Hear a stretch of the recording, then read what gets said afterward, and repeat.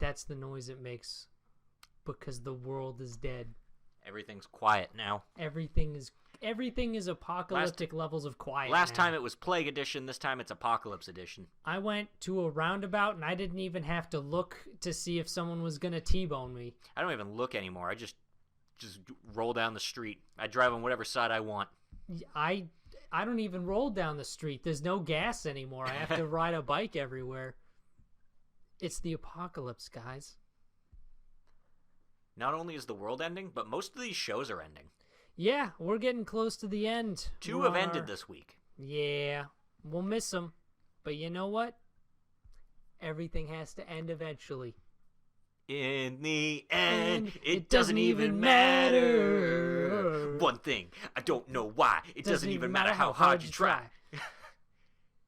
Second thing. I don't know. That's not a thing. I don't He doesn't know say why. second thing. I don't know why. Keep that in mind that design is rhymed to ready in due time. All I know, time is a valuable thing. Watch it fly by as the pendulum swings. Watch it fly down to the end of the day. The clock ticks life away. It's so unreal. Didn't look out below. Watch the time go right out the window. Try and hold on. Didn't even know. Wasted it all just to watch you go. Kept everything inside. And even though I tried, it all fell apart. What it meant to me will eventually be a memory of a time I tried so hard and got so far. But in the end, it doesn't even matter. So that You're has welcome. That has been our special full cover of Linkin Park's In the End. You can buy it on iTunes. I like how you know almost all the words to that song, and I don't. And I'm pretty sure I like Linkin Park a lot more than you do. You do. It's a fact that amuses me. I just know that song because that's like the... It's the angst song. Also, it's just like what you... It's the... Hey, remember the middle school song?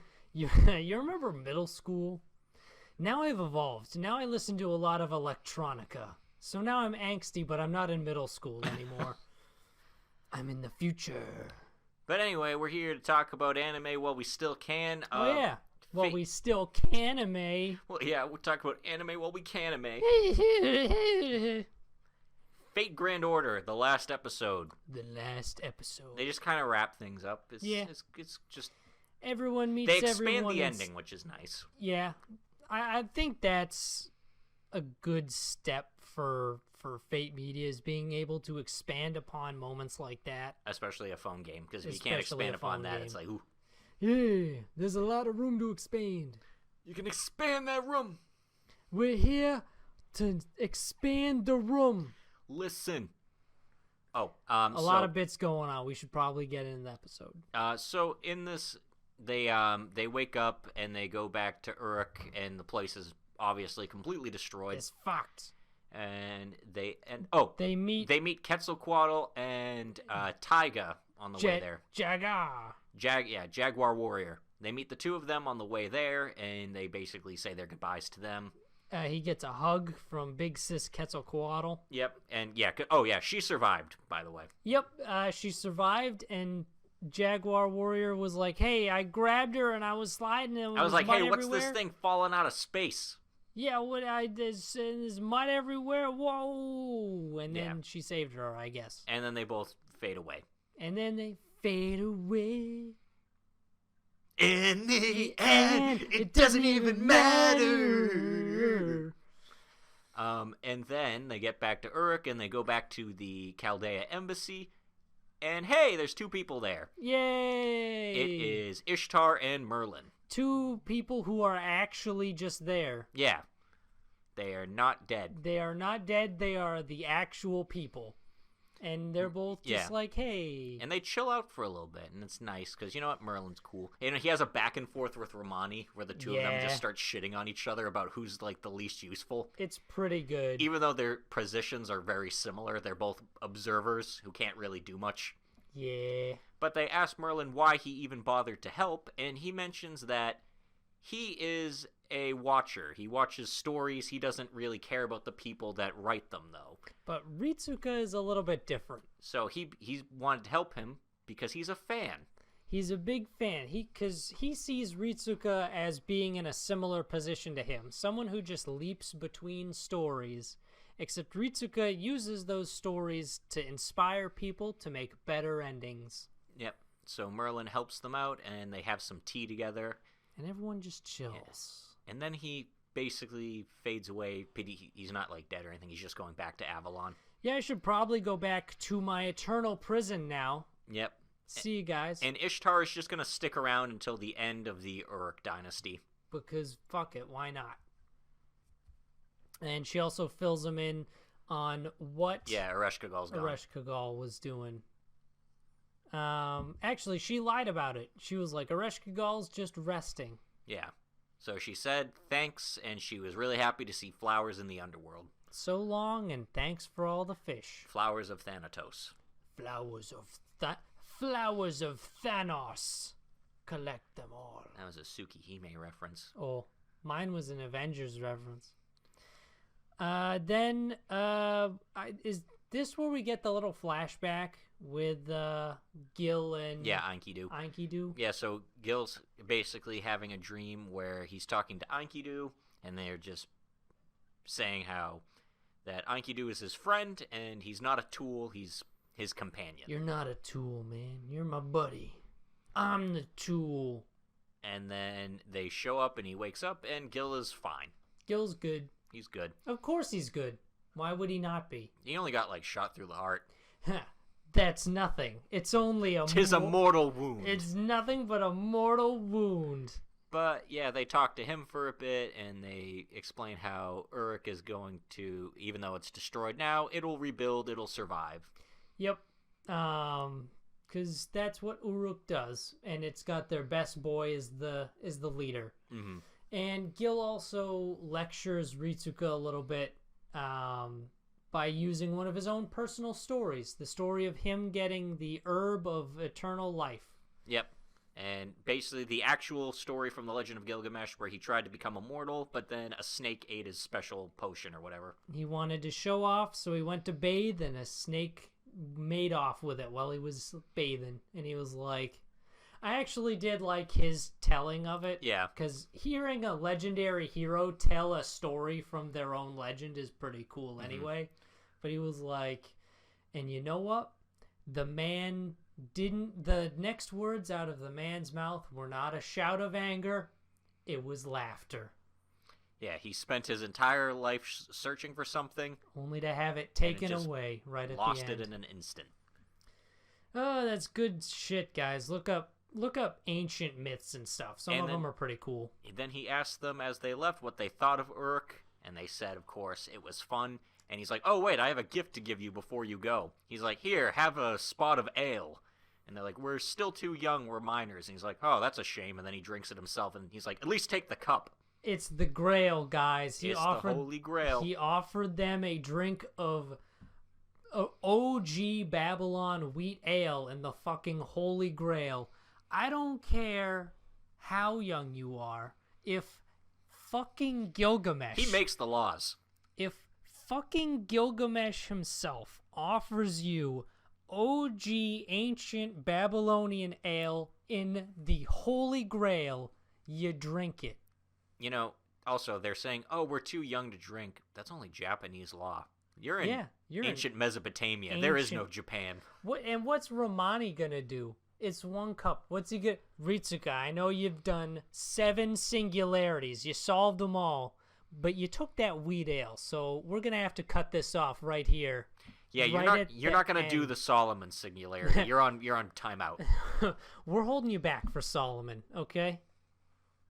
Jesus. But yeah, it ends, and they go back, and yeah, they tease. Oh, Solomon's getting a anime. Yeah. Which is why it's like 3 episodes worth of content, if that. Honestly, they could have just tacked on the 3 episodes of Solomon onto this and had it be a 24-episode season. Yeah, because and that would it doesn't have a lot of content. It doesn't. We talked about that last time. It would have made a lot more sense. But yep, that's FGO. That was the last episode of it. It was all right. It was cozy. I think we need a break from Fate anime for a little bit. Yes. Let us take a break from Fate. And you know what? We can start by talking about Darwin's game. Darwin's game. Darwin's a game. So, yeah, the previous episode ended with Kaname changing his whole no-killing rule.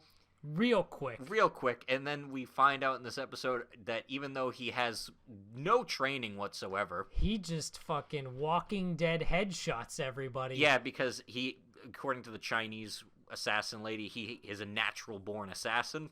I guess just having natural talent allows you to pull off sweet headshots. And it wasn't even like she mentioned that he has the demeanor of an assassin. Not like he just, oh yeah, you definitely have all the skills just latent inside you. Like, no, you just, hey, you're the type of person that could kill someone and just kind of be okay with it. And that would make sense. Yeah, if that's he just gunned people down and was like that. But no, just da-da-da-da, and he's throwing knives and stuff at them. Yeah, and it's just... he throws a fucking machete and hits a dude square in the head with it. He doesn't miss. He doesn't miss at all. He is the best. Guys, it's actually ridiculous. It is actually 100% ridiculous. Because it borders stupid. I would say it doesn't border stupid. It just is. Yeah. And then Wang is like, uh-oh, I gotta get out of here. And so he leaves, and then he goes to fight Chain Girl, Suika, Shrika. Suika, I think. He goes to fight Suika, and that's actually a neat fight. It's pretty cool. There's a lot of latent trap shit. Yeah.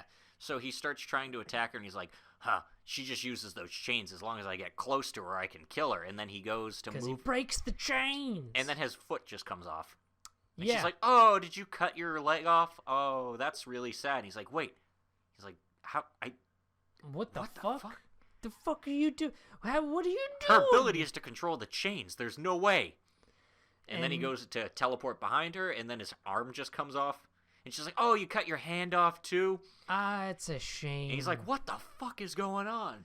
And then she reveals, oh, this whole place is strung up with wire. Yeah, because she lays bare her sigil, Queen of Thorns. Basically, it's not changed, just any string-like object she can control. And with wire, she can make it vibrate, so it's like a jigsaw. Because at first he's like, no matter how strong the wire, it can't cut through bone. And she's like, not normally. But if I make it vibrate really quickly and really fast, then goodbye. And we find out the name of his sigil too. It's Beelzebub. Yeah. I don't understand what his sigil has to do with the Lord of the Flies, but that's fine. He teleports and cuts things with his nails. You know what? When I think of Beelzebub, that's what I think. I think of all the times in the Biblia. I would give that to someone who had a swarm of insects or something. You know what? That would make a lot of sense. That would make a lot more sense. Yeah, but she fucks him up to the point where he has to, essentially run away. He panic teleports. Yeah. He doesn't even realize he does it. And then he's like, yes, I have escaped. But then Ryuji and Kaname show up. And they're like, hey, so we're gonna kill you. But first... He's like, wait, I surrender. See, there, you win. You don't have to kill me anymore. Turns out you still die. Because the special privilege that Kaname asked from the creator of Darwin's game is to be able to bet just fucking however many points he wants. Yep. So he can essentially go all in with everyone at any given moment. Yep, and if they don't have enough and they lose, even just by surrendering, his entire clan is destroyed because they don't have enough points to pay back. Yeah, so he robs the entire clan of all their points and everyone dies. Yep. Even and turns out he was a little bitch too, because even at the end he's just like, I don't want to die even though I pickle people's fingers. Yeah, he was a little whiny I was pussy. the main character. He says that. Yeah. Suika actually says something that I really like to him when they're facing off in the warehouse. She's like, oh, did God shit you out and forget to flush? Yeah. I really like that. That was a good one. Yep, and so then it cuts. He basically explains that his goal is to put an end to D-Game, and everyone agrees to, follow him because they're a clan, they're a family. We're the Sunset Ravens. And then they basically go around killing everybody, who's trying to do D-Game in the area, but leaving, one person alive to be sort of their messenger. I'm going to leave you alive so you let people know not to come in D-Game and Sunset Ravens territory. And they're all wearing their exact same outfits, but black. Yeah, everyone's just the same. It's just black. I did, a Twitter post where I'm like, did they all just roll up to the mall and basically say, yeah, give me this exact same outfit, but in black? I saw that, and it made me audibly chuckle. But yeah, so that's the end of that, and basically it feels like things ended right as they were getting going, so it's a read the manga ending. Yeah, this is totally a read the manga ending. Hanako-kun! Yep, Mitsuba, I kind of saw how this episode was going to go. I'm like, oh, yeah. He's going to be number 3 now. It was pretty predictable once things started to getting. Yeah, so evil Hanako Tsukasa, he's crazy, and he's about to like try to feed the heart of the former number 3 to Mitsuba, and Nene tries to stop him, and it looks like he's about to take her head and slam it into the ground. But then he's like, oh wait, I'm supposed to be gentle with girls.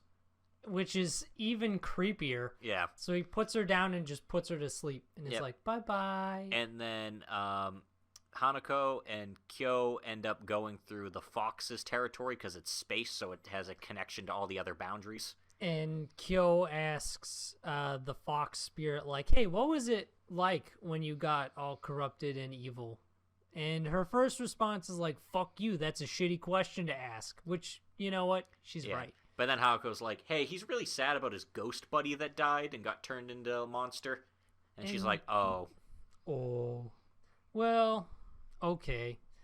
So basically it's like, it's still parts of their personality, just stuff that they had buried deep down. But she was like, hey, if you told him anything when he was going all super crazy, he still probably got it. Yeah, which is a little reassuring. But then they find the place they were trying to go to, and they jump through, and Mitsuba has already been turned into the third wonder, and then this whole thing you think because he had to eat the last ghost. Yep, and you think this is going to be a big battle and stuff, because Tsukasa's like, hey, Mitsuba, you should totally kill those guys. He's like, I can't, that guy has a knife, that's so scary. That dude's got a fucking knife. What am I supposed to do about that? And he tries to run away, but Tsukasa doesn't let him, because he's a dick. But, yeah, they don't really actually end up fighting. Everyone just kind of dicks around for a bit. Round 3, and then everyone's just kind of standing there like, so... And he doesn't remember Kyo, because it turns out this isn't the real Mitsuba. This is, like, sort of like a fake ghost made with the last bit of his essence that Tsukasa took. Yeah, Tsukasa took a little bit of his soul and pieced together a new body with dying spirits, which is pretty fucked up. This show is taking kind of a lot of fucked up turns now that Tsukasa's in it a lot more. But Mitsuba, instead of fighting them, just kicks them all out through the... Because he actually goes and saves Nene when he realizes she's in trouble. So he just kicks them out of the portal. Yep.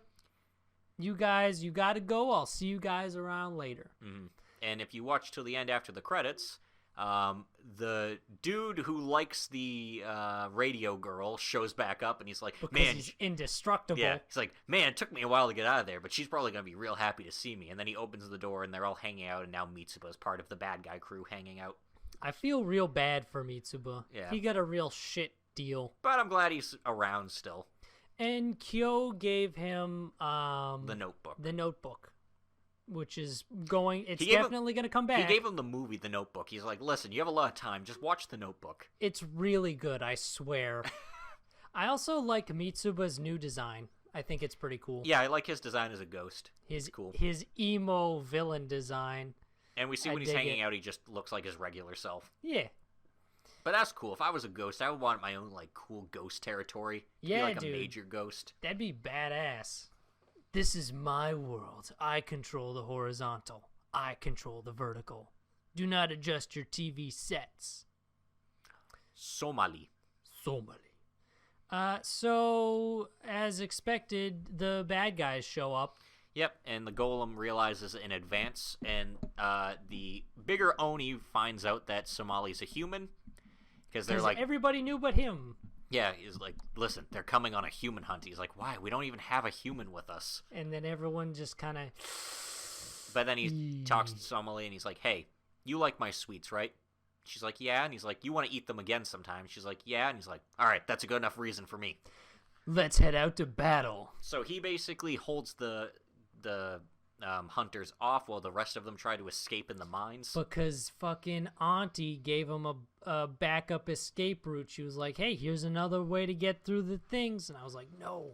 Yeah. Don't trust her. Yep, and then they go down into the mines, but then some hunters show up there, and they jump into a giant pit. Yeah, because why not? Because he uses that like bone wing things to like lower their descent. Golem power. Yeah. Because I don't think those bone wings would actually function as wings. Yeah. Because Golem seems real heavy. He does. But they get to the bottom, and then after they find the old lady, and she's like, "Oh, I know a secret way out. Come on." I'm sorry, I forgot to tell you that the bridge was out. And I was immediately like, fucking bitch, how'd you get in at the other side of that chasm? Yep, and so they end up, she's like, "Listen, this is the right way." And they're like, "This looks like a dead end." And then she presses a lever, and then a giant gate comes down, and they're stuck. You've activated my trap card. I was evil the whole time. And she explains that humans are terrible and that they killed a bunch of people from her village when she was a kid, so that's why they hunt them and eat them. Yeah. And now the hunters show up, and they're gonna take Somali and like cut her up, and they're like, "I want the eye," and she's like, "Save me the liver." Save me the liver. I'm like, that's pretty fucked up, lady. And they actually like grab her and are throwing her on the table. Because at first it looks like Golem is just gonna like, "I'll have to use my power to destroy them," and they'll get all nervous. But then his arm just blows up. Yeah, he starts to activate it, and his arm just fucking breaks right off at the elbow. Yep. And so then they drag off Somali, and they're about to chop her up. Oh, and little Deem Oni is there too, yeah, but he gets can't like do knocked. shit. He gets punched out real fast. He can't do anything because he's the little Oni. He can't fight. But then Golem looks like he's done, but then he gets real mad, and then he switches into like super Golem form where he's got a bunch of like spikes coming out of him. Yeah, and everyone looks terrified of him. And the episode ends, but I'm pretty sure he's about to murk all of those people. As he should. As he should. They're fucking grotesques. They're grotesques. Take them all out. Burn it all to the ground. Also, humans had guns and they failed that hard. Yeah. Because we see in like one of the flashbacks, it just like shoots the dude. Yeah, he shoots the grotesque dude right in the face at point blank range. Whatever. Whatever. They're I like how every human reaction to like anything in this series is just ah. That's disgusting. I need to destroy it. And turns out, like with the human dude that we saw earlier, like the only other human in the show, humans are fine if you just stick them with other things. Yeah. It's just because they're from like a secular society that they're like ah.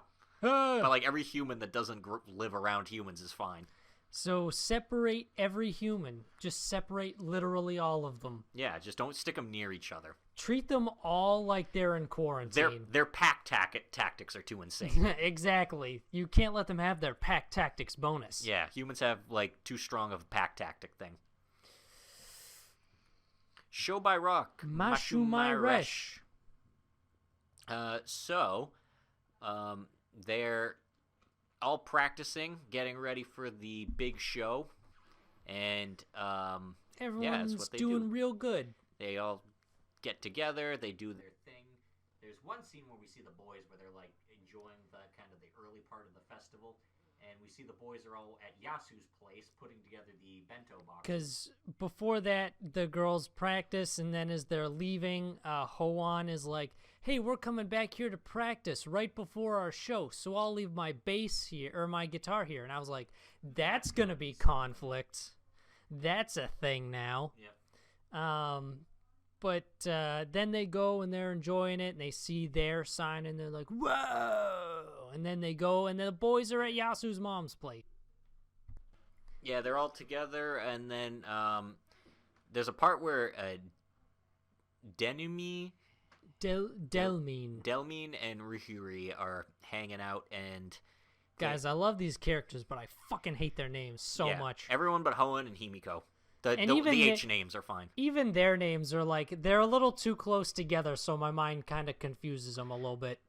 They're hanging out, and they basically mention like, or they look over because they're better friends now. They just chill at Delmin's place. Yeah, Delmin looks over Ruhuri's notebook, and she actually shows her notebook and stuff now, and she's like, hey, maybe one day you can actually be like an author or something, because your books are really good. And then she has this totally blown out, like, immediately imagination of like what it could end up being, to the point where she is like a cultural icon. She is like a god. And her descendants are there, and they're like, who's that? That's our ancestor. Ryuhyu, the progenitor of our clan. You should try to be more like her. And she's just sitting there in the living room like, man, my descendants are going to be so happy.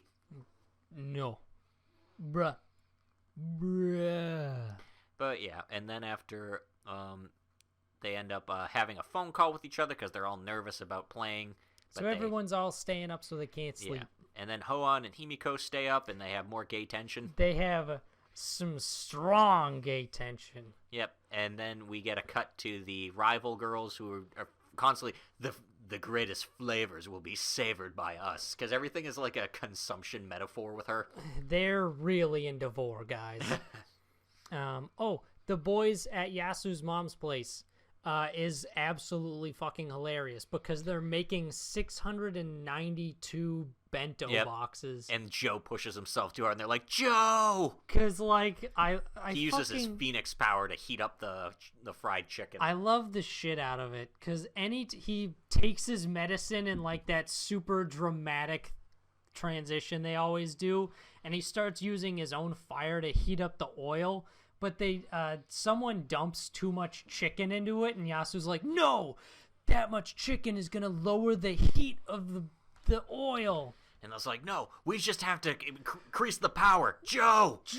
Do it, you Phoenix bastard! Yeah! And he pushes himself to the brink of death. And they also play their show first, and everyone's like, they're pretty good. Yeah, and that's it. And then next week we get the last episode, I think. Yeah. Oh, because they're like, hey, where are the girls? It's kind of weird. Yeah, I think they woke up late or something. They overslept, which means they're not going to have time to practice. They're going to have to rush to the thing, and Hoan's not going to have her guitar. Yep, but then it'll work out at the end. That's what type of show this is. I bet the boss or someone is going to come forward, or maybe Raging Signal is going to be like, here, just use one of ours. I don't think they use instruments, though. I think they just sing. I don't think they actually use them, but in one scene, I'd swear two of them had guitars. But also, they do their own sound work and stuff. Like, we never see, like, there no should be engineers. Yeah, there should be people that work for them that do that. No roadies, no engineers. Yeah. That's one thing I will say against this show. We're the roadies, guys. Gotta give the roadies credit. Seton Academy. Yep, she's a Neanderthal. I don't think they say it in this one, but it's clear. No.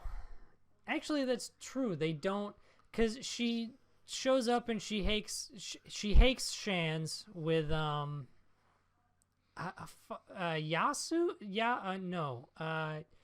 Yenna. Yeah. And Yenna's like, you aren't a human. Yeah, but at first, Yenna and her kind of have conflict with each other because both of them like Hitomi, because this show is about Hitomi's harem. Yeah, it's weird. Like, Jin has Ranka, and that's it. Like, he wants Hitomi. I don't even say he has the panda, because the panda's just a masochist. She just likes the fact that he's mean to her. Anyone else, if they were mean to her, she'd be all over it. Jin's got his dog. That's it. And Hitomi has everyone else. Hitomi is really racking up the harem points. Yeah. So Yenna and the Neanderthal girl are fighting, but she's like, can you guys just get along? And they're like, sure, whatever. Fine, if Hitomi wants us to. And then the Darwin's Academy people show up to the school festival. Darwin's Academy. And they're all incompetent. Yeah, they're all terrible. All fucking idiots. One's like a species of dolphin that's extinct. One's like a wolf species. One's a walrus, and then the other one's a lion that turns out to not even be extinct. Yeah, he's not extinct. That's a revelation later. Yeah. So we end up... everyone splits up to try and go fuck up the festival. The dolphin, we find out because dolphins don't have a sense of smell. Oh, Koala Girl's weird. Koala Girl is fucking weird. So apparently she went and got her special ingredient from the rabbits, and I'm like, it's poop. She's obsessed with eating poop. It's in a big, pressure cooker with a poop sign on it. Yeah. And then she ends up eating a shit ton of it. And she's like, this is amazing. She's like, what is it? I must know. It's the finest poop around. What my rabbit friends gave to me. And then she collapses and is like foaming at the mouth. Because, yeah. She just ate a whole plate of poop. I hate it. I hate Koala that Girl is disgusting. I hate Koala Girl because that's her bit. Even her face too, and she's like yes. It's so poop. Weird. She's obsessed with poop. I don't like it. I don't like this character. Yeah. And then after they're running the cafe. Yeah. Then they go out to get some supplies, and then the Neanderthal girl Hitomi's like, you're my friend, and then she thinks to herself, no, she's only friends with me because she thinks I'm human. And so then she knocks her unconscious and completes her objective to like kidnap her. But then Yenna shows up and is like, because Yenna's suspicious, and Yenna's like, because Yenna also didn't feel it necessary to tell anyone else, like, hey, she's not a human woman. She is something else. And they end up fighting, and Yenna actually loses, even though we've seen, like, Yenna's one of the strongest people. But yeah. Because Neanderthals beat animals. Yeah, she got that spear. Yeah. Until Yenna bites the fucking thing. But then Jin shows up, and then oh, no, he doesn't show up yet. The lion actually attacks Jin. Yeah. Because he's like, haha, I finally found you, human, even though earlier in the episode, I'm pretty sure that same character is like, we don't know what humans look like. I have never seen one. Yeah, but then, King shows up to help him out. And kind of gets wrecked a little bit. Yeah, he gets wrecked, and he's just like, we're an older species of lion, so we're a lot stronger. And he's like, also, like, where's your mane? Have you no sense of pride? And what the fuck are you doing trying to mate with the Impala? And then he slaps her, and then King goes into Super Saiyan mode where his hair grows back. Yeah, he literally, I love how, okay, I hate Koala Girl bit. I love King going Super Saiyan bit. Yeah, I love King. I enjoy that every time. He's voiced by Sugata, so, like, you know he's a good character. It's so good. But yeah, so he ends up getting really strong and beating the shit out of the lion, but then Jin tells him, it's like, hey, you guys aren't even extinct. Yeah, we thought you went extinct, but then we found that you guys actually hadn't, like, a little while ago. And he gets super happy, but then he gets punched into the stratosphere by King. He gets team rocketed. He gets team rocked. Yeah. And then next week we'll see what happens when Jin meets the Neanderthal and like finally finds out, hey, you're not human. Huh. Because he's under the impression that he thinks they're fighting over him. Yeah. Because he thinks that she likes him. And he has a real sexual idea of how like their fight's going. Sketchy fantasies going on in this man's head. Hey, let's talk about talking. Yeah, let's talk about talking. Let's talk about a lot of dialogue. The final solution. Yes. Yes. Nothing wrong with that. Let's talk about the final solution. And it's what it is. It is. But it's too good. It's too good. Let's talk about the fourth solution. Yes. Which is the final. The fourth and final solution. Yeah, so, let's tie everything together, shall we? She basically comes up with the idea that the person running the Steel Lady Nanase website is the woman herself and that she wasn't actually dead, to boil it down. It's no one but Nanase herself. And everyone's actually really down because that's an interesting conspiracy theory. She gave them all the pieces to put the mystery together themselves, and that's all she really needed to do. Yep, and we see Rika keeps going into the world of like the threads and stuff, and it's getting less and less clear. Yeah, because she's like, oh yeah, if you're not Nanase admin, come forward and tell me, because no one's gonna fucking believe you. I am not that person. It's like, that's what that person would say. That's exactly what Steel Lady Nanase would say. Yep, so she ends up beating her, and Koro, like, he jams the steel beam right in her absence of face. Yeah. He crushes her non-face, and it's cool. I liked watching Kuro fight the ghost. Yeah, there's one part where they're talking, and they're just like, he just lands on the car, and it scares the shit out of him. Oh, yeah. And she because she And he gets like whipped into the woods. Because she gets a whip arm. That's a thing the ghost can do at one point. Just a lasso arm. Mm-hmm. But I like this show a lot. I like mysteries. And we've reached the end of the mystery. They've beaten her. And the dialogue in this show is very well written. Because it has to be. Because it fucking has to be. If it wasn't, this would be very painful to watch. But it's not. Yeah. And they did a good job keeping everything visually interesting, keeping enough elements to it. Yeah. Like when she's talking to the chat room and they actually put her in like this little digital realm. Yeah, and then we're finally done with that. We get to move on to the last episode, and I don't feel like we're probably going to get a season 2 anytime soon. Just because after this, they go for a lot of one-offs. Like, with the snake episode? Yeah. The next, 3 or 4 volumes are just that. Stuff like that. Maybe an OVA or 2. Maybe. But I could actually see that being, season. you could just, bundle it with, hey, you can just, here's this mystery. We just bundled that with it. Yeah. But yeah. I hate getting hurt, so I put my skill points into defense. So Maple's pretty busted, but she does have a little bit of a tough fight. Yep. So against me. Yeah, she fights me of the Crimson Flame Empire. The Flame Emperors. Yeah, and so her method for trying to beat Maple is take out her companions by pushing Maple away by using knockback abilities. Which is pretty smart. Yeah, because they're like, all right, well, we can't beat her, but we can try to, take out her companions. And that significantly limits her attack power. Yeah, so Maple's like, you know what? They're just going to keep doing this, so you two just hop on Syrup, and I'll just try to do something myself. Fucking forgot the turtle's name was Syrup. Yeah.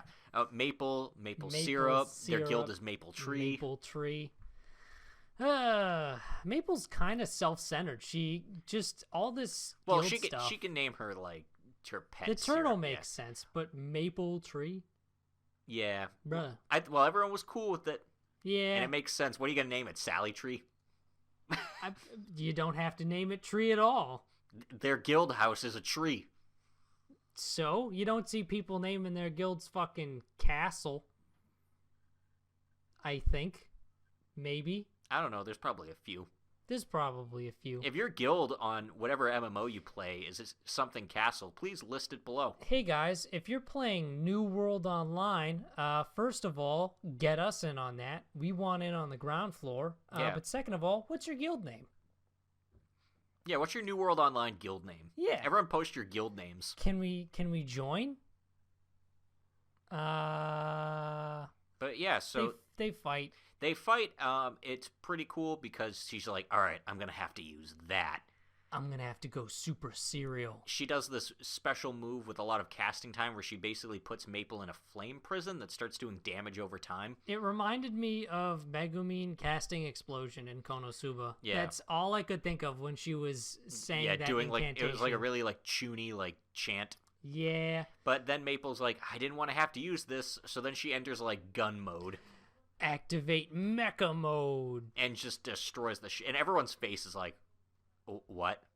Yeah, she turns into a mecha, shoots out of the prison, and everyone's like, how do you prepare for that? Yeah, and then what do you do? She kills her 2 lieutenants instantly, and just destroys everyone there. And then Mii's like, well, she's gonna beat me. I'm out of mana, but I have one last thing I can do. Self-destruct. I'm gonna take you with me. And then she jumps on Maple's shoulders and blows herself up. Voltorb used self-destruct. It was not very effective. Yeah, Maple just climbs out of the rubble like, oh man, that was tough. Wow, what a scary fight. And then Mii wakes up in the graveyard area and is like, well, she was a tough opponent, but at least and then her companion's like, hey, Mii's back. Man, it sucks that even her self-destruct didn't kill Maple. And she's like, she's the worst. I don't want to play anymore. She crumbles under the pressure. Wah.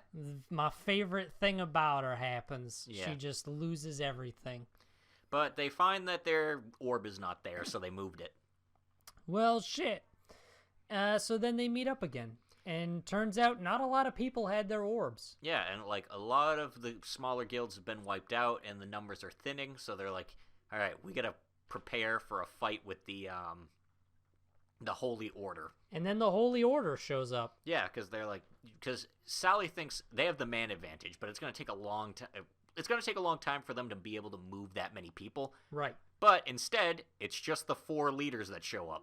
They show up and they start to fuck shit up. Yeah, so they're like fighting they're fighting. Because it turns out the whole crux of like this episode is Maple Tree is still in 10th, which like they had 20 orbs at one point, just that Sally had gathered, and they get double the points for that shit.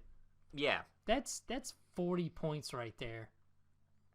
And they're just barely holding on to 10th. What does the war look like outside? Yeah. With people just And these are all the big guilds. Yeah. So it's just like armies clashing. I kind of would like to see also, something think like about that. They've probably been up for like days. Because this is a 5-day event. like, do they not go to school? Fuck school. There's an event going on. I need to save my guild. It's like, are you going to school, honey? Sorry, Mom. We're only like a 10-person guild, so we got to stay on this entire time. That really kind of fucks over the smaller guilds. Because with the larger guilds, you can be like, yeah, I'll just have someone else take my place for a little bit, and then I'll get We're on back rotation. We're the morning crew. We play for like the first 12 hours. That's the night crew. They play for the second half. Now with Maple Tree, we'll all just be up for 5 days straight playing this video game. We'll take hour naps. That's it. We'll rotate. Sally took a nap in the video game, and I imagine, is that good for your health, being No. in VR while also asleep? Probably not. Because I'd imagine that, like, even having that headset on your head while you're sleeping is probably so uncomfortable. Mm-hmm. Yeah, the Holy Order ends up... basically, they're doing a lot of damage to them, even with Maple's Guardian Angel thing, and...